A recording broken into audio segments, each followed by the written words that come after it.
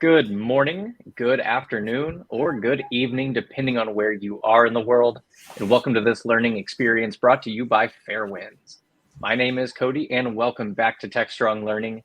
We've got an exciting presentation and panel ahead, but before we get that ball rolling, I do have just a couple of housekeeping notes I'd like to review. First of all, we are recording today's session. So if you happen to miss anything, if you have to leave early, if you'd like to rewatch, or if you'd like to share with your team, you will be receiving the recording via email shortly after we conclude our live session today. Now, if you'd like to engage with our panel, there are a couple of ways to do so. The first and the easiest option is the chat tab. So if you see that chat tab on the right side of your screen, I'd like you to let us know from where in the world you are joining us. Now, if you have any specific questions, we do want you to direct those questions to the Q&A tab. We've got plenty of time set aside to address these questions, so please do send in as many as you'd like. We do have 2 polls that will be launching throughout today's program, so keep an eye out for whenever those pop up on your screen. And before we close things out today, we are giving away 2 $25 Amazon gift cards, so be sure to stick around to see if you're one of our lucky winners today. So enough of that. Today's topic is explaining the business value of cloud native to your boss. And I'm joined today by Kendall Miller, technology evangelist at Fairwinds, Andy Suderman, CTO at Fairwinds, and leading our conversation and trying to keep us on track is Danielle Cook, co-chair of CNCF Cartographos Working Group and VP at Fairwinds. So Daniel, Kendall, and Andy, thank you all so much for joining us here on Techstrong Learning. Danielle, do you want to go ahead and take it away from here? Absolutely. Let me share my screen. All right. Like Cody said, we are here to talk about the business value of cloud native and how to explain it to your boss. So first off, just a quick little who Fairwinds is and why we're here today. So we provide software for platform teams to standardize with Kubernetes with the whole goal of shipping applications faster, which is the whole goal of businesses getting to value faster, getting what they need out of cloud native faster. So quick little plug there, but we'll move on quickly. So what we have discovered and what we know to be true in this industry is cloud native is cool and Kubernetes is cool. And everybody who's on the technical side is like, I want to get my hands on it. I want to start playing with it. I want to do all this good stuff. And then their bosses say, but why? Well, why do we need to do this? Well, okay, we want to move to the cloud because we want to get scale, but now you're talking about cloud native and you're talking about Kubernetes and I don't really know what we're doing. And then you start going, oh, I need some open source and I want to do this and I want to buy this. And there is a complete miscommunication happening between business and the technical side of the house. And it often kind of looks like this when you have teams getting together and trying to explain, but we really want to use this technology. And, just if I was looking at this and Andy was describing something to me, I might glaze over a little bit just because I'm like, but what am I going to get from the business out of it? So that is what we're here to do for you today. So why is it the 3 of us? So as Cody mentioned, I am on a CNCF working group called the Cartographos Working Group. We authored the cloud native maturity model, and what we've been doing for the last period of time is working on taking the model and making it business focused so we can provide guidance to business people at an organization as to all the reasons why they're doing it and at what level of maturity they're going to actually reap the benefits. Now I'll throw over to you, Andy, for a little intro.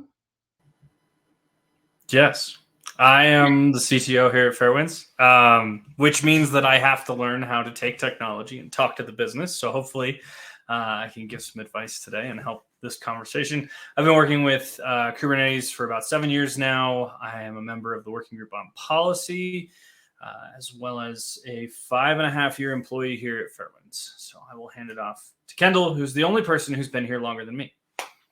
Who's also our free for today. Yes. And thanks, Andy. Hi, folks. My name is Kendall. I'm tech evangelist here at Fairwinds. I've had a lot of the business hats at the organization, and it has at multiple times throughout history been my job to go, la, la, la, I don't understand your technology. Say that to me in business speak or put it in a spreadsheet or I won't hear it. And so this is the side that I'm here to represent is the business side to Andy's. I'm the oil to Andy's vinegar. Wait, yeah. Lovely. So we do have a quick little poll because we just want to spot check who we have here today to see, how much of your infrastructure is on Kubernetes or plan to be migrated in the next 6 months. And that just makes sure that we can help target you. If some of you are new on your journey, then, this is going to be really useful. If you've moved all the way there and now you want to introduce new technologies, this will be helpful too. So I don't know at what point we get the answers. There we go. Answers. Yay. All right. So some of you have infrastructure on Kubernetes. Like it. 20% of you have all of it. Nice. All right. Cool. But helpful. Nobody is exact enough to say half. Mm-hmm. Precisely half. 50%. Yeah. Well, there you go. All right. So moving on. This is our Fairwinds Translate version for you. So I don't know if you've ever gone on to a big company browser where you search things, you might see their version of Translate. This is the Fairwinds Translate version. So we are going to do this for you, hopefully in a really fun way, where we're going to present something and we're going to help translate it so that hopefully any of you who are having these conversations will be well placed to explain some of the business benefits of cloud native. So first off, business says, we need to improve our applications. We need to cut down on our costs. We're spending too much money, all this. And the technologist goes, we need to go cloud native. So let's do some translation. Like why? Why does it matter? And how do I make sure that the business understands like the cost side of it or what we're going to do? So Andy, let's flip it over to you first, because I'm sure you've had this conversation before. I mean, I haven't had this exact conversation because I work at a company that is cloud native out the gate. But I have done this sort of thing in past companies. And, the words cloud native don't mean anything to a business person that is not, technically involved. And so that's not how I would, I wouldn't say that to the business side of things. I would say, hey, there's this thing called the cloud. Now, it allows us to, instead of paying for our data centers upfront for a year and just guessing at how much capacity we need, it allows us to buy our capacity on demand and scale back our capacity on demand as we need to. And that's one of the benefits we can get out of it. But Andy, we're an e-commerce site and we only have one Black Friday a year. Can't we just buy enough servers to cover that one Black Friday? What's the advantage of the cloud? I mean, we could, but then we'd have enough servers to cover Black Friday every day of the year that isn't Black Friday. Why don't we switch to a service where we could just buy the servers we need for Black Friday on Black Friday? Scale up all year, or scale up one day and scale down the rest of the year? Heck yeah, Andy! Let's go that cloud native thing that you said. Sounds great, and it must be cheaper. I don't know. Well, I mean, wait, before you move on here, Daniel, yes, love the new effects. Please, can we do that the entire time? Before you move on, so like, what's involved, Andy? I mean, we just pay somebody else for their computers instead of running it on our computers. What's this take? A week and a half to move everything over? Oh, if only it were that easy. I think. Yep, we have the next question, which is, how much time get it done? I want it done overnight. Make it happen. 2 weeks ago would be great. Please get it done. Yeah. I mean, it depends on how we were deploying to our servers, right? If we were just, if I, as a sysadmin, am SSHing into every single server and running deploy.sh to deploy our application, that might not translate so well to the cloud. So we may have to re-architect some things. We may have to put a lot of effort into this, and we should really draw out a plan how we're going to get from A to B and talk about how long this is going to take, because it's not going to happen tomorrow or overnight. But then, I'm the business person, and as soon as you started saying that, I'm like, this sounds really like a lot. And so I just don't understand, like, just make it happen. So why would I invest in cloud native and take your advice to go cloud native if nothing's going to happen for a long time? Kendall? Oh, well, I thought she was asking you. I'm not fighting both of you on this. That's I think the business reason, the only business reason that's going to make sense is it's going to be #worth it in the long run, right?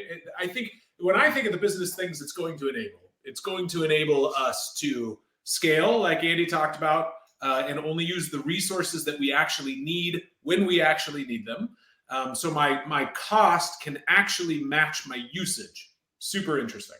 Also, by having more modern, interesting technology, we can hire better, more, developers, or hire easier might be a more accurate thing. You might be able to hire great people who've only ever worked in a data center. I don't want to disparage them,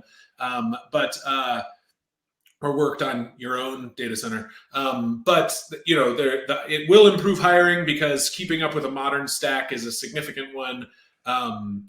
There's the comment that just came through that said, if good architecture is expensive, you should try a bad one. So there's some truth there. It's like the ability to self-heal, turn things back on, have redundancy. Like what we're not going to have in our data center is multiple power backups, multiple internet hookups, whatever.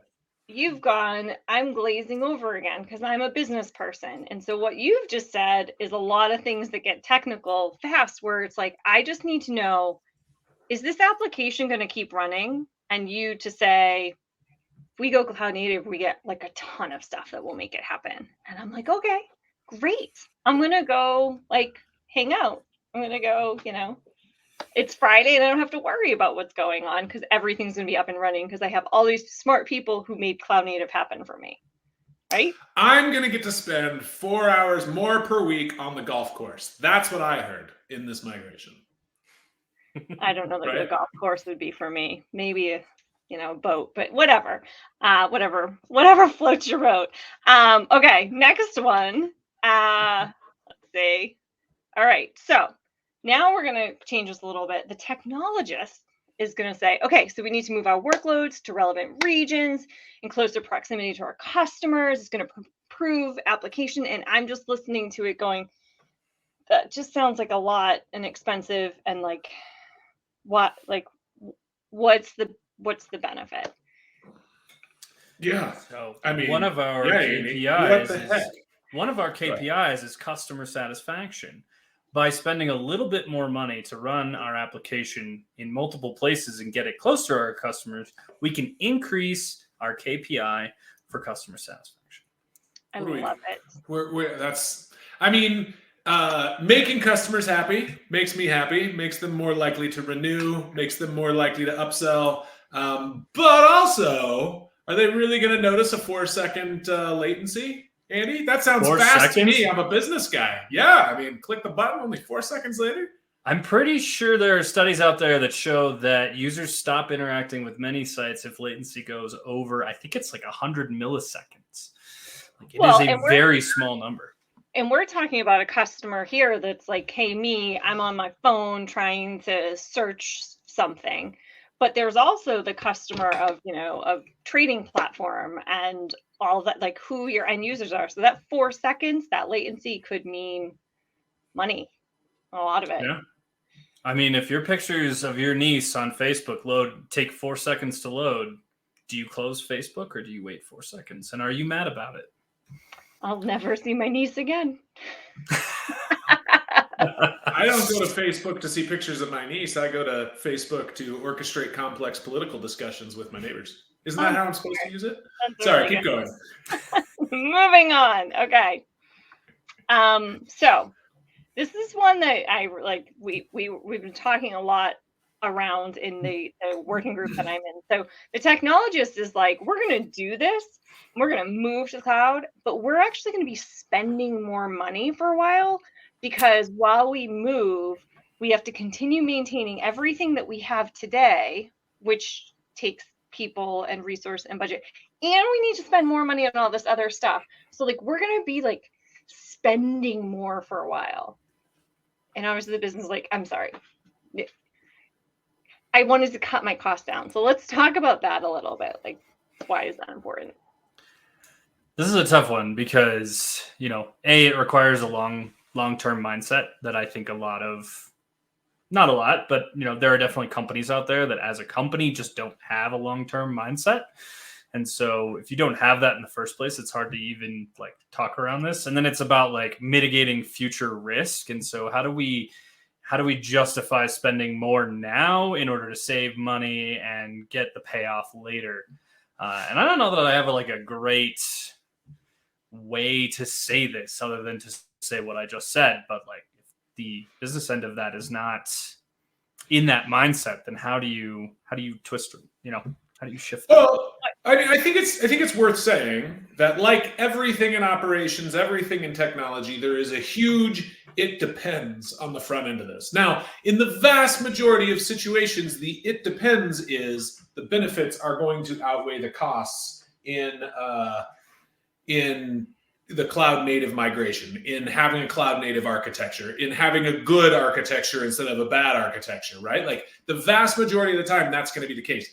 And also, if we're a 5-person company with a WordPress site that has 12 readers per year, leaving it on our Mac running in the background plugged into the wall is probably sufficient, right? So like there is a point where there's the trade-off, and I'm giving very big extreme there, I recognize. But like, I think it is your job, Andy, to say, here's the project, here's what we take away from product development and making the migration. Here's how, after that migration, product can iterate this much faster. Here's how, and I don't want to ruin future slides, but it does end up like in the FinOps discussion. The other interesting thing about cloud is we can tie our usage very directly to something. If I go buy a piece of hardware and I try to figure out what does it cost me to buy this hardware, run this hardware, maintain this hardware, the total cost of ownership is a complex algorithm.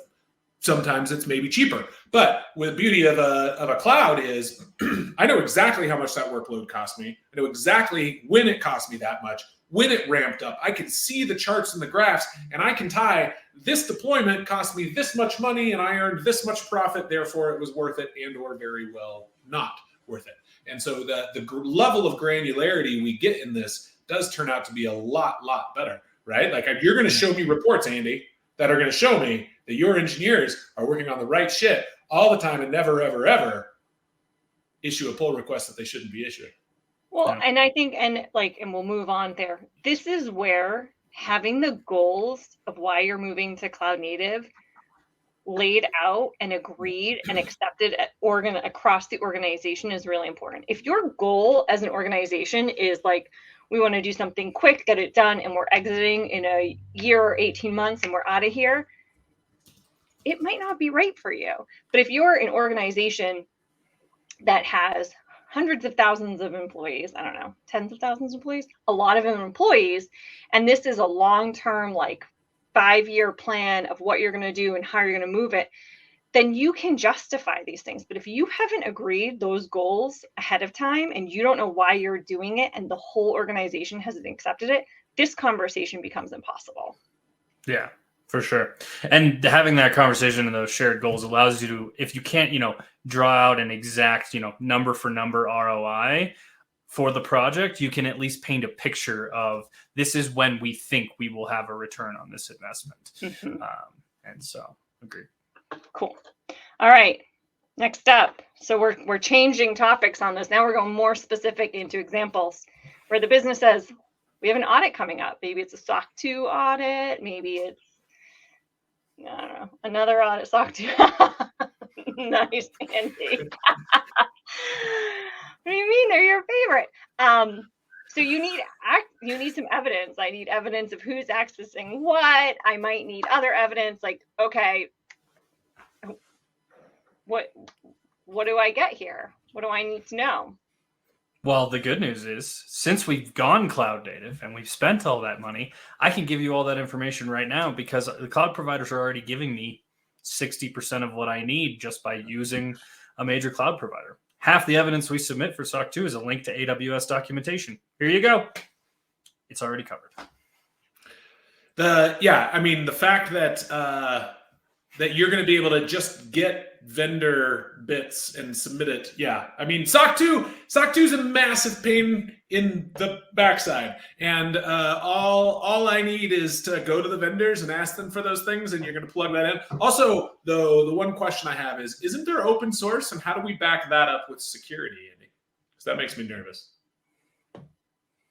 Don't I need to be paying Red Hat like $1 billion in order to have secure open source? Help me out here, man. I mean, that's a big philosophical discussion about open source, right? Like, ideally, one of the ideals of open source is everyone can inspect the source code. And so security vulnerabilities are found more quickly and they're out in the open more quickly. They're not hiding. And then there's plenty of policy about keeping open source up to date and watching your licenses and what open source you use, using well-known, well-maintained open source, things like that. So I thought we were talking about cloud native as a whole, not just open source, though. Yeah, it's true. You could be running open source not on the cloud, right? So my argument kind of disappears there. You're right. When you said cloud native, I heard Kubernetes, but that's because I'm the weird business person who heard all the wrong things. I'm sorry. Yeah. I derailed us. Keep going. I mean, hey, that's a perfect example of going, come on, business. Like, that's not what we're talking about here. We need to focus on the audit. I've clicked here. And I think the thing here, though, is that, so we talk about the cloud providers. That's a time savings, and that's what you need to be communicating. Hey, we went cloud native. We're, using AWS. We're using Google, like whatever you're using. And now I've reduced our time to complete audits by X amount of percent. Like, where can you use that time elsewhere? And that's really what you want to be talking about. All right, next up. This happens, with any great new technology. And in fact, like we were calling this the messy middle the other day in a conversation I was having. So you move cloud native, you've gone that way. And this technologist says, we need to buy another security tool because we need to do this. And so the business is like, I'm sorry, we have this security vendor and this security vendor, and you want me to buy something else? Why do you have, how do you address that conversation? Andy, you want to start that one? Yeah, I mean, sure. X vendor doesn't operate efficiently in a cloud native environment. And in order to get the, security feedback that we need and actually have good security rather than check the box security, we need to use a cloud native tool in our cloud native environment. So, and I think that's an interesting point because lots of people are like, we're going to move to the cloud and we're just going to pick up what we're doing here and put it here, and it's all just going to work perfectly. Right. It always works perfectly the first time. You lift it, you drop it off, it's just going to work. But apologies, I'm reading the chat, so I got slightly distracted. Well, I mean, so I think the feedback we're getting in the chat is this isn't serious enough, and to be clear, we're definitely going for entertainment value here. I think there's the thing that's most interesting to me that you've said so far, Andy, was what Daniel called back in terms of just like, hang on a second, you're missing the point, Mr. Businessman, which is definitely true. Like, that's probably the conversation you have more than anything, Andy, is like, you think we're talking about a trade-off here that doesn't actually exist. We can fail this way, cloud native or not. And I think that's really interesting. And when we're talking about, well, we already have X tool, can't we just make that work? I mean, I think it's the same thing of, yeah, we can make it, back to this discussion, we can make all of it work. It's just how much risk do you want to take? It's how much cost do you want to take on it? It's how, all of that is a significant part of the discussion. And I think there's a reality. You can make it work. You can always make it work. And so I think there's some of the question is going to be, so what tips the scales, Andy? Why are we going to take on this new vendor? What's the kind of thing that convinces you it's worth doing this for the business rather than just use what we currently have? Give a few examples. Yeah, no, that's a good way to put it. And I think I sort of alluded to that in my original answer, which is like we can use this tool. It is not efficient for the use case that we're using it for. And so it's actually costing us more to keep using this tool in engineer time or whatever. And Kendall, you totally alluded to the answer, which is always my answer to most of these questions, which is, yes, we can do that. It will cost more to do X rather than Y, right? We can do just about anything. We have a team of wonderful engineers. It is just how much time is it going to take them, and what are we not doing in that time that we could be putting that time towards? And that pretty much covers just about like 90% of the conversation. Well, but I think, I'm going to say with the security tool example here, it is about your risk. So all of this, we've talked about customer satisfaction. That's a main driver. Can we meet the customer expectations better when we do this? But also, are we reducing our risk? And so loads of people at the business level are addressing risk, right? What's our risk exposure? Are we risking money? Are we risking the brand reputation? What are we risking, and how okay are we with that risk exposure? So here, the conversation comes down to, well, we need this tool because our company goal is that we want to reduce our security exposure by blah, blah, blah, and doing this helps align to that. And that's really where you need to be taking it back to those goals. And if you have not outlined those and you don't have agreement, there's very little, you're not going to get very far. Mm-hmm.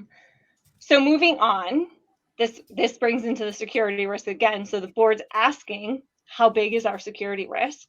And this really comes down to CISOs and, that C-level, hey, I need to report on this. I need to show what's happening. And the technologist is like, well, there's always risk, right? There is not any technology out there that is 100% foolproof and not at risk. So what do you want to know? And unfortunately, many business people don't know what they need to ask to get that out. So how do you have that conversation of, this is what our security risk is when I move to cloud native? This is a very easy answer to this. It is at an acceptable level. End of story. Well, I think there's some reality to that. And one of the things that I think about is there's this vendor in the space, Wiz, that's one of the things that they do uniquely is they sell software that executives, as I understand, I have not used Wiz, the product. My understanding that the pitch of it is that executives can basically install the software and have visibility into how good of a job they're doing with security without having to involve a whole bunch of engineering, without having to re-architect everything. They get a top-level view and they see, what is my risk? And maybe also get benchmarks. I don't know if there's benchmarks included in that or not. Because an exec wants to go to bed and sleep at night and think, okay, I've done the things that I should have done in order to keep my users secure, keep my customers happy, make sure I'm not in the news next Friday for a massive security breach, right? And so when I say, Andy, what's the security risk here? I think that at an acceptable level, there's always risk. What do you want to know? And what I want to know is, am I going to be able to sleep tonight? Am I going to be in the news tomorrow? All of that. So I think I'd be curious to know, Andy, in cloud native, what are some of the things that I need to know are unique risks to security that wouldn't be the case if I wasn't moving to the cloud? That wouldn't be the case if you weren't moving to the cloud. That's interesting. I mean, access to infrastructure is an interesting, it's different, right? In the cloud versus in your own data center. Because when you build a data center from the ground up, you have to build all that stuff yourself, or you're paying a vendor for it. And so that's one thing. Another, you actually alluded to this earlier, but open source supply chain security is a little bit one of those things that can very easily keep you up at night if you think too hard about it and don't spend a lot of time on it, because it's there's an amount of trust that exists in the open source world. Kubernetes is audited, which is great, and I love that about the CNCF, that they've done those audits of Kubernetes, and we get to see the results of that.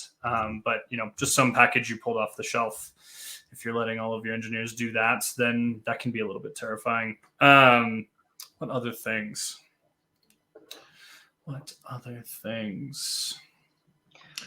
When the board's talking about it, I think one of the other interesting things is, like, the CEO doesn't want to lose customers, doesn't want to be in the news tomorrow. The board twice as much so, because they don't understand all the lower level bits of that, right?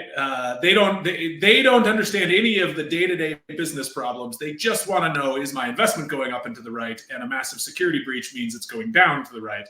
And so I think the interesting thing, and some of what matters, is being able to say, we do have security in place. Let me show you what that security looks like. Let me show you that those dashboards make sense to you, even though you don't understand all the things that are going on under the hood. And in a little bit, at the end of this, we're going to give a brief demo of our software and show what this does in terms of communicating to the C-suite or above.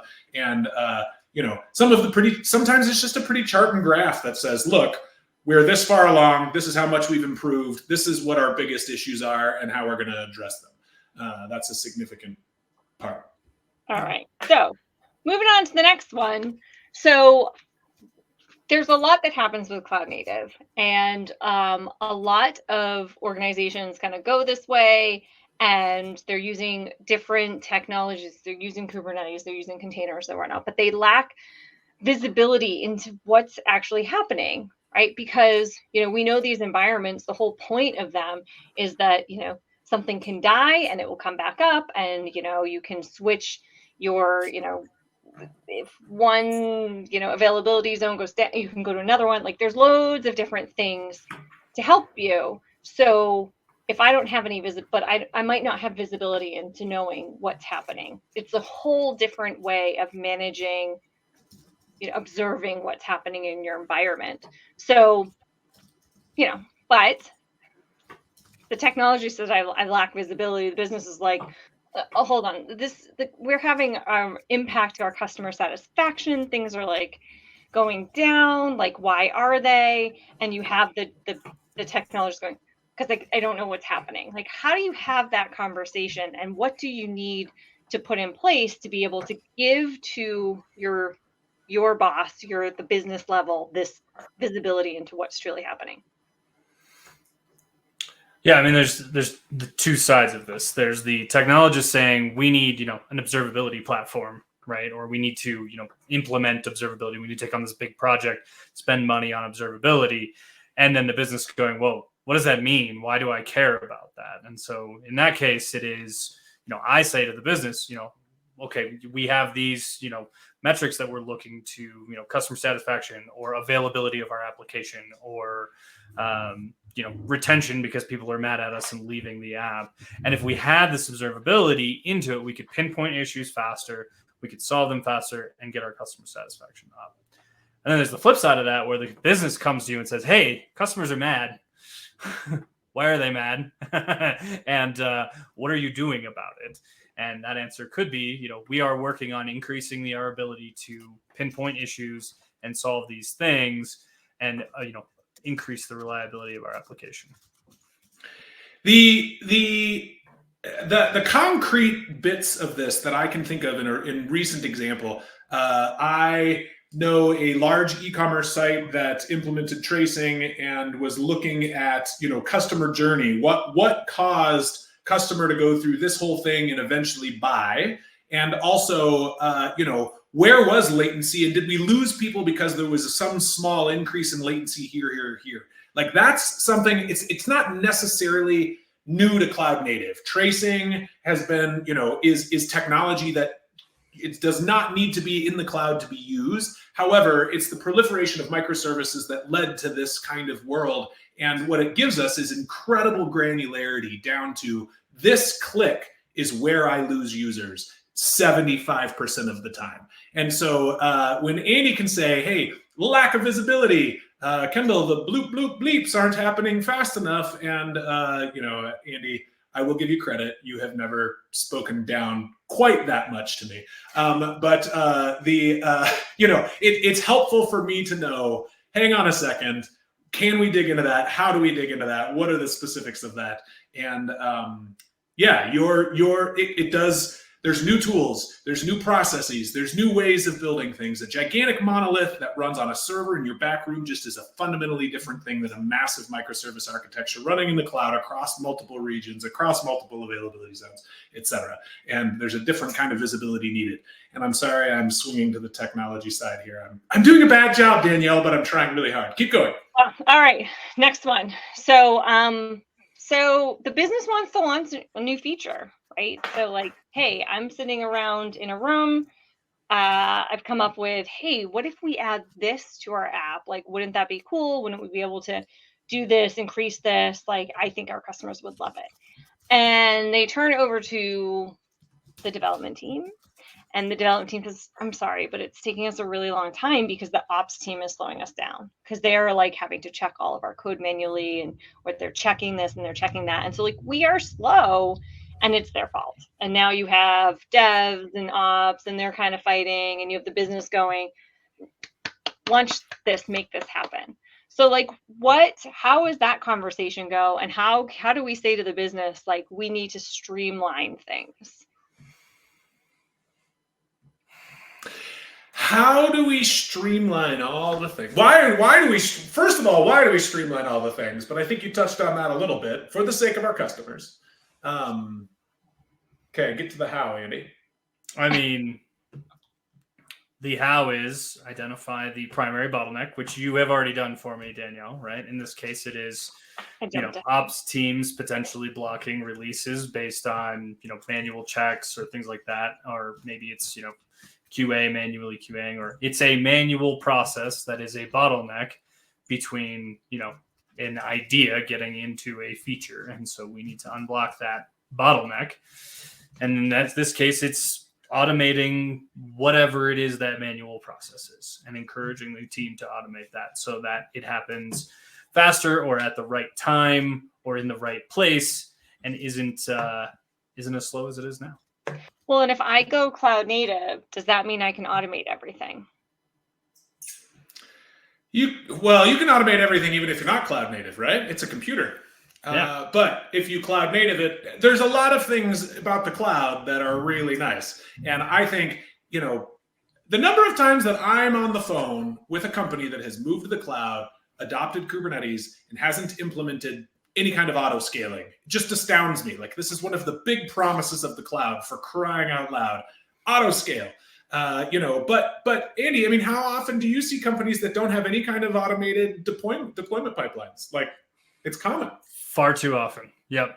And so being cloud native means you can automate everything. But like Kendall said, you can automate anything everywhere. I think cloud native gives you more tools, more opportunity, and more sophisticated tools to automate more sophisticated things more quickly. But yes, we can automate anything technically. Yeah. Okay. Yeah, go for it, Daniel. Well, I was like, oh, there's one more question, and there wasn't. But I think here, like the big thing again is mapping back onto your goals and going, we are doing this because we want to ship applications faster. So if the ops team is getting in the way of the development team, that's a problem. So when the ops team, is talking to the business and saying, hey, we need to put some more money into this automation, here's why, you will have the chain of conversations that goes down. So the business is like, I don't understand why we're buying this software, doing this thing, adding more resources to it. Kendall, I see you said this is an excellent question. What's the question? Let's see. Confidential. So I'll bring the question up. So there is a Q&A tab. Feel free to ask questions. We're going to do a demo shortly and then come back to questions at the end if we don't get to them now. But this question comes through in the public chat here. Confidential computing is becoming a hot button for CEOs, CISOs, protecting data in use, in memory, and in the cloud via the hardware trusted execution environment. Hyperscalers must prove that they provide this. And there's a lot of question out there. So when we're talking about confidential computing, there's a whole bunch involved in this. Are the workloads that I'm running in Amazon in my virtual private network actually private, right? Is Amazon scraping them? Is Amazon looking at my e-commerce website and scraping details from it so that they can sell better on Amazon to compete with me? All the way down to, did Microsoft train GitHub Copilot on my code repository, right? Like, there is big questions in this. And yes, the hyperscalers have to prove that they provide this. And Andy, I mean, I think the question that is going to come up, it's going to come from the exec in terms of like, well, hang on a second, I'm nervous about going to the cloud. Everything that I read says Amazon's an antitrust. Google's going to cave in because AI is going to come eat their lunch. Microsoft trained their entire AI world on everybody's code base, and I don't want them training on mine. That's our IP. We have patents on that. That's the only reason we're ever going to be able to sell the company. Like, why are we doing this? And what's your answer to that? I mean, that was a lot all at once. So give me a three-word answer. I said 2. We have to evaluate the risk accordingly, right? And that's why, like, I'm not jumping on the let's add AI to every piece of functionality that we have just yet, because there is still enough risk out there to make me hesitant to jump all in on that, right? There are some companies saying don't start adopting AI technologies until the Supreme Court rules on it, because of the whole copyright issue associated with training AI models. One of those things, right? But you have to take each one of those things and look at the risk. We're entirely on a cloud provider. Are they being sued for antitrust? Yes. Is there a significant enough risk that they will go out of business tomorrow or within the next 6 months for us to spend X dollars moving to a different cloud or buying our own data center or whatever? And if that ROI works out for your situation and your company, maybe something to consider. But the risk for, certain companies like ours is not high enough for me to suggest that we drastically change things at this time. Yeah, I think there's some interesting things going on here. One, how fast can you iterate on your own? Are the trade-offs in the risks worthwhile? Copilot may be rife with problems at the legal basis, but you might write code so much faster with it that it's worth you implementing on the off chance they maybe get sued. Microsoft issued a statement recently that said, if you get sued, Microsoft's legal team will cover you for anything that Copilot wrote, which is mind-boggling to me because I have to believe somebody's going to get sued and Microsoft's going to end up paying those bills. But yeah, it's trust that the hyperscalers do have to instill, and it's a complicated problem. It's big and scary and heavy. And also, there's so much precedent for it being the norm that, the same thing I say to my kids, like, hey, maybe there's an economic downturn, but don't worry, if we can't eat, the whole world's in trouble. And, there's some amount of like, don't worry, if we're going out of business because of this problem, literally a third of the internet is going out of business. And that may be cold comfort to some, but I think it's actually a reasonable way to measure risk. Is like, is driving a car perfectly safe down this interstate? Probably not, but look at how many people have done it over the last 10 years and not crashed. Is something. So I think there's a logical fallacy in there, but I don't necessarily disagree with you. Like, that much inertia collapsing overnight is pretty unlikely. Well, so before we move on, we have a polling question, then we have a few additional slides, not many more. I'm just going to kind of quickly summarize what we talked about. So the first thing is, if you are a technologist and you need to explain the business value of why you're going cloud native to your boss, make sure you understand the business goals. What are your business goals? What are they for this year, for this quarter, for the next 5 years? And don't recommend moving cloud native or don't start a project without truly understanding those. Then once you understand them, if it is about customer satisfaction, you need deliberate KPIs as what you're measuring. Are you measuring the latency? Are you measuring where they click? Like, you need to understand that so that you can better tell the business why cloud native has met that or has not. And then you need to truly understand what your risk exposure is. Like, how risky do you want this environment to be? How stable, etc. And then make decisions based on that. But don't talk tech to them. don't come out there and be like, wow, I'm going to use Helm. I'm going to, start using, I don't know, this open source, that. Like, that is the point that you talk to your team, but you need to communicate to them, like, I'm going to use some technology and it's going to save my team time by X%. Or I'm going to save, like, I'm going to cut down on our risk exposure by X% because I have reduced vulnerabilities. So make sure you're taking it to that level. And I know that this was like, jumping around and talking about, that's the important thing. You need to be able to speak the business. So understanding those goals first and foremost is important. We have a polling question. So, and this is, what is your greatest opportunity to improve your Kubernetes environment? So there's a bunch of questions here, because I do think it helps with, how you're going to communicate the value to your business. If there's things that you want to improve or not improve. My answer to this question is exactly one of the conversations that you could have in this webinar, which is proving, not just saving money, but proving to my CFO that we need to spend as much money as we spend on our infrastructure, and making sure that we can justify that. And that's very much one of these technical to executive questions. Mm-hmm. All right, let's see. What are the results? Let's see what we got here. All right, getting help with the basics. Improving the reliability of apps running in Kubernetes. It's a good one. All right, so we're going to talk a little bit about Fairwinds Insights. We have been talking about the business value.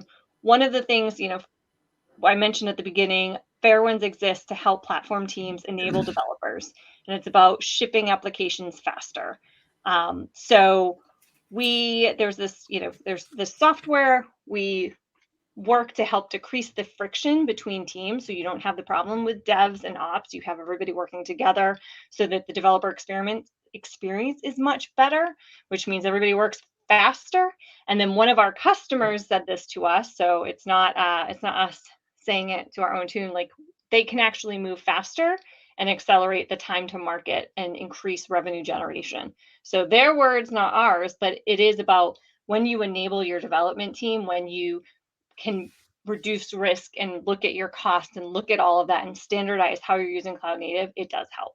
So I'm going to stop sharing my screen, and Kendall's going to show a little bit about that. Yeah, so the way that I like to pitch this as I tee this up is, to add on to what Danielle said, everybody's afraid they're using Kubernetes wrong. This software helps you have confidence that you're using it right, at the technical level and at the business level. And I'm not going to go into the entire product today. We've talked your ear off for a while. I'm just going to give you a very high level presentation. But this is Fairwinds Insights. So you set this up in your Kubernetes clusters. You can fleet install it across a whole bunch of clusters, get visibility into your organization at a high level. Here we've got an entire organization getting a B+. I can click into any one of these clusters, and it takes me to a cluster overview, which I'm not going to show you right now. We pull in reports, all kinds of reports, security, efficiency, reliability, that comes up with the score. We grade each cluster. We track that cluster score over time. You can see that here changing over time. And we give you a whole bunch of other insight. Now, at a high level, we give some cost breakdown. So, what's costing the most and where, and which regions and what namespaces. We can break down by workload. We can track cost over time. We can tell you, this is what your cost looks like right now. Here's what it would look like if you took our advice and changed some things in your Kubernetes environment. This is one of those pretty charts and graphs that you can show a boss and say, this is where we make money. This is how we make money. This is what workloads cost us money across all of our clusters. Workload X costs us this much every month, and we've just tweaked it and saved $10,000 a month off of it, or whatever it is. Those kinds of things communicate business value, leverage the unique bits of the cloud, and help shine it up to your executives. We also have compliance dashboards. So, we have a SOC 2 example in here. You can collect a whole bunch of different checks, generate a report, click a button and spit it out and upload it into your compliance system to show that we have checks, we've run those checks, things are passing or not passing, and we're on top of it. There's a lot more here. There's policy, there's automation, we check for known vulnerabilities, and on and on and on and on. I'm just trying to whet your appetite. If you're using Kubernetes, check out Fairwinds Insights. It's going to give your technical team confidence that they're using it correctly. You're going to be able to put guardrails in place so that your devs don't do things that mess you up, slow you down, take down your infrastructure, scale wildly out of control. And you're going to be able to generate pretty reports for slides for your executive team to show we're using the cloud. This is how we're using it appropriately. And here's where we are. Here's where we were last month. Look at us. We're improving because we're technologists. Onward and upward. And that's my Insights presentation. All right. Thanks, Kendall, for showing that. And I think, Cody, I don't think there's any more questions. Yeah, if you have questions, you can dump those in Q&A real quick yeah, probably Q&A is the place to go. Otherwise, yeah, I mean, Cody, she was kind of giving it back to you. And then I said, but wait, you can ask questions. So go ahead and take over, Cody. We'll wrap up. Thank you, everyone, for coming. And sorry, there was some up and down there a little bit in the middle, but appreciate your attendance and the good questions that came through. Awesome. Danielle, Kendall, and Andy, thank y'all so much. If we do get any more questions before I give out these gift cards, I am going to give you guys the opportunity to address it just because Kendall did promise so. But if you'd like to catch our recording for this today, it will be hosted on both the DevOps websites and the Cloud Native Now websites. So that's devops.com/webinars or cloudnativenow.com/webinars, and you'll find it in the on-demand section of either site. Additionally, the two winners of our $25 Amazon gift card drawing are Wayne W. and Imruth M. So congratulations to our two winners. If you don't happen to see an email from me coming shortly, then check your spam folder just in case it happens to be filtered out. We've been seeing that happen from time to time.